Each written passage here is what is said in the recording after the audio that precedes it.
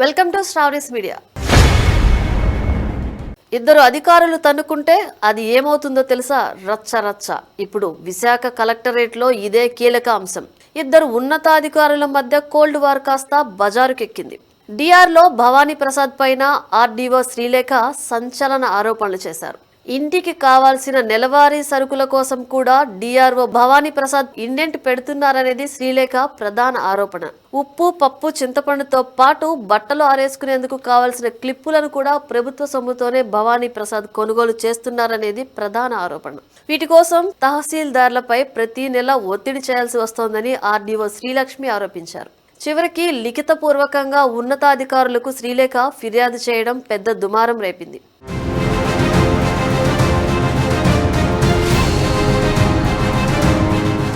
శ్రీలేఖ రాసిన లేఖ బహిర్గతం కావడంతో విశాఖ కలెక్టరేట్లో ఉన్నతాధికారుల మధ్య అంతర్గత వ్యవహారాలు వెలుగు చూశాయి. డిఆర్ఓపై ఆర్డీఓ చేసిన ఫిర్యాదు రాష్ట్ర స్థాయిలో పెద్ద ఎత్తున కలకలం సృష్టించింది. ఆర్డీఓ శ్రీలేఖకు ఇటీవల కలెక్టర్ షోకాజ్ నోటీసులు జారీ చేశారు. విశాఖలోని పెందుర్తిలో అంబేద్కర్ విగ్రహం తొలగింపు అంశంపై శ్రీలేఖపై ఫిర్యాదులు వెల్లువెత్తాయి. నిబంధనలు పాటించకుండా విగ్రహం తరలించారనేది ప్రధాన ఆరోపణ. వీటిపై సంజాయిషి ఇవ్వాలని ఆర్డీఓ శ్రీలేఖను కలెక్టర్ ఆదేశించారు. ఆ వెంటనే డిఆర్ఓపై ఆర్డీఓ ఫిర్యాదు చేయడం ఇప్పుడు హాట్ టాపిక్. ఈ పంచాయతీ అమరావతికి చేరగా అధికార పెద్దలు ఆగ్రహం వ్యక్తం చేసినట్టు తెలుస్తోంది. ఇద్దరు అధికారులపై చర్యలు తీసుకుంటున్నట్లు తెలుస్తోంది. డిఆర్ఓ కుటుంబం శ్రీకాకుళంలో ఉంటోందని, విశాఖ నుంచి శ్రీకాకుళం ప్రతి నెల 20,000 విలువైన కిరాణా సామాగ్రి పంపాల్సి వస్తోందని శ్రీలేఖ ఆరోపించారు. దీని ప్రభావంతో రెవెన్యూ సిబ్బంది అవినీతికి పాల్పడటం ద్వారా ప్రజల్లో చులకన అయ్యే ప్రమాదం ఉందనేది ఇతర సిబ్బంది మాట. డిఆర్ఓ క్యాంపు ఖర్చుల బిల్లులన్నీ కూడా చేతితో రాసినవే ఉన్నాయని లేఖలో ప్రస్తావించారు. ఈ వ్యవహారంపై విచారణ జరపాలని కలెక్టర్కు విన్నవించారు.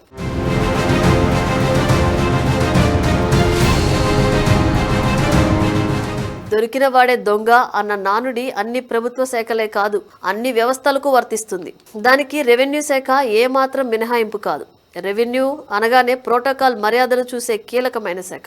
ఆ శాఖ పరిధిలో ప్రోటోకాల్ పేరుతో కింది స్థాయి కార్యాలయాల నుంచి జరిపే అనధికార వసూళ్లు తరచూ వివాదాలకు దారితీస్తుంటాయి. దీనికి విశాఖ రెవెన్యూ శాఖలో చోటు చేసుకున్న తాజా పరిణామాలే నిదర్శనం. రెవెన్యూ శాఖను ఒక కుదుపు కుదిపేసిన విశాఖ పప్పు, ఉప్పు రచ్చపై రాష్ట్ర వ్యాప్తంగా తీవ్ర చర్చ సాగుతోంది. విశాఖ డిఆర్ఓపై ఫిర్యాదు చేస్తూ ఆ జిల్లా కలెక్టర్ కు ఆర్డీఓ లేఖ రాయడంపై రెవెన్యూ వర్గాలే విస్మయం వ్యక్తం చేస్తున్నాయి. డిఆర్ఓ భవానీ శంకర్ పై చర్యలు తీసుకోవాలని ఆర్డీఓ శ్రీలేఖ రాసిన లేఖ రచ్చ కావడంతో రాష్ట్ర ప్రభుత్వం డిఆర్ఓ, ఆర్డీఓలపై వేటు వేసింది. వారిని సాధారణ పరిపాలన శాఖ జీఏడీకి సరెండర్ చేస్తూ వారి స్థానాల్లో కొత్త అధికారులను నియమించింది. ఈ చర్య ద్వారా ప్రభుత్వం పరువు కాపాడుకునే ప్రయత్నం చేసిన రెవెన్యూతో సహా అనేక ప్రభుత్వ శాఖల్లో ప్రోటోకాల్ వివాదాలు, అవినీతి ఆరోపణలకు పరోక్షంగా ప్రభుత్వం కూడా కారణమన్న వాదనలు వినిపిస్తున్నాయి.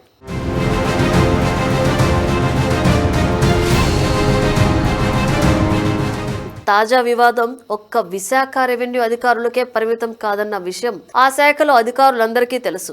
రాష్ట్ర వ్యాప్తంగా ఉన్నతాధికారులతో పాటు రెవెన్యూ, పోలీస్, సంక్షేమ శాఖల జిల్లాల అధికారులందరూ ప్రోటోకాల్ పేరుతో దిగువ స్థాయి అధికారులు, సిబ్బంది ద్వారా తమ ఇళ్లకు కావలసిన పప్పులు, ఉప్పులు సరఫరా చేయించుకోవడం అనే దుస్సంప్రదాయం పాతుకుపోయింది. జిల్లా ఉన్నతాధికారులు, రెవెన్యూ అధికారుల ప్రోటోకాల్ అవసరాలను తహసీల్దార్లు, పౌర సరఫరాల శాఖ అధికారులు తరచూ మీట్ అవుతుంటారు.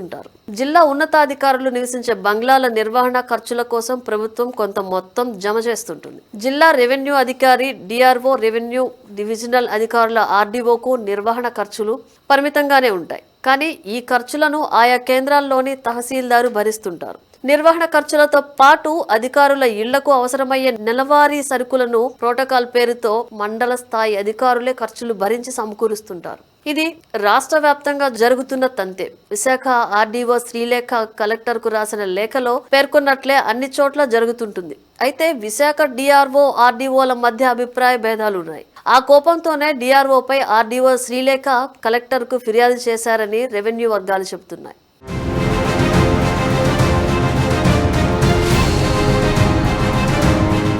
ఉన్నతాధికారులు జిల్లా రెవెన్యూ అధికారులకు చేసే ప్రోటోకాల్ ఖర్చులకు లెక్కలు రాసే పరిస్థితి ఉండదు. మంత్రులు, కమిషనర్లు పర్యటనలకు వచ్చేటప్పుడు చేసే ప్రోటోకాల్ మర్యాదల ఖర్చులకు ప్రభుత్వం నామమాత్రంగానే చెల్లింపులు చేస్తోంది. గతంలో మిస్లేనియస్ ఖర్చుల్లో వీటిని చూపించి కొంత మొత్తం వెచ్చించేవారు. కానీ ఇప్పుడు దాన్ని పూర్తిగా నిలిపివేశారు. దీంతో ప్రోటోకాల్ నిర్వహణ రెవెన్యూ యంత్రాంగానికి తలకు మించిన భారంగా మారిపోయింది. ప్రోటోకాల్ నిర్వహణ అంటే ముందు గుర్తొచ్చేది రెవెన్యూ అధికారులే. విశాఖ డిఆర్ఓ, ఆర్డీఓ మధ్య ముదిరిన వివాదం నేపథ్యంలో అన్ని జిల్లాల రెవెన్యూ అధికారులు ఆలోచనలో పడ్డారు. మంత్రులు, కమిషనర్లు, కార్పొరేషన్ చైర్మన్ల పర్యటనలు, ప్రోటోకాల్ మర్యాదలు చేయడానికి అయ్యే ఖర్చులను ప్రభుత్వం చెల్లించకపోతే ఎక్కడి నుంచి తెచ్చి పెట్టాలన్న ప్రశ్న ఎప్పటి నుంచో రెవెన్యూ అధికారుల్లో వినిపిస్తోంది. ఇదే ప్రోటోకాల్ పేరుతో ఉన్నతాధికారులు రెవెన్యూ అధికారుల ఇళ్లకు సరుకులు పంపించడం కొత్తేమీ కాదు. బదిలీపై వచ్చే జిల్లా స్థాయి అధికారులకు ల్యాప్టాప్, ఫోన్, విలాస వస్తువుల నుంచి నివాసం ఉండే బంగ్లా, భవనాల్లో టీవీ, ఏసీ వంటి సకల సౌకర్యాలు కల్పించే అనధికార బాధ్యత ఆయా శాఖల దిగువ స్థాయి అధికారులు, ఉద్యోగులదే. వారే ఏవో పాటలు పడి ఆ డబ్బులు సమకూర్చుతుంటారు. బంగ్లా నిర్వహణ, విద్యుత్ బిల్లులు చెల్లించడానికి ప్రతి నెల ఒక అధికారికి ఇండెంట్ పెడతారు.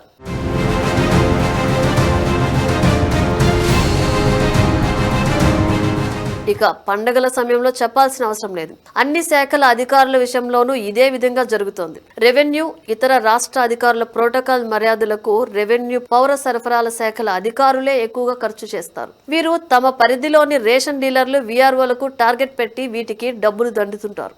బీసీ, సాంఘిక సంక్షేమ శాఖ జిల్లా అధికారులు ఈ విషయంలో వసతి గృహాల అధికారులు వారి సంఘం ద్వారా వసూలు చేసి ప్రతి నెల పెద్ద మొత్తాల్లో చెల్లిస్తుంటారు. ఉన్నతాధికారుల ప్రోటోకాల్ పేరుతో సంక్షేమ శాఖ జిల్లా అధికారులు వార్డెన్ల నుంచి వసూలు చేయడం సర్వసాధారణం. ఇలా అన్ని శాఖల్లోనూ ప్రోటోకాల్ పేరుతో ఇంటికి పప్పులు, ఉప్పులు సరఫరా చేయించుకోవడం ఆనవాయితీగా మారిపోయింది.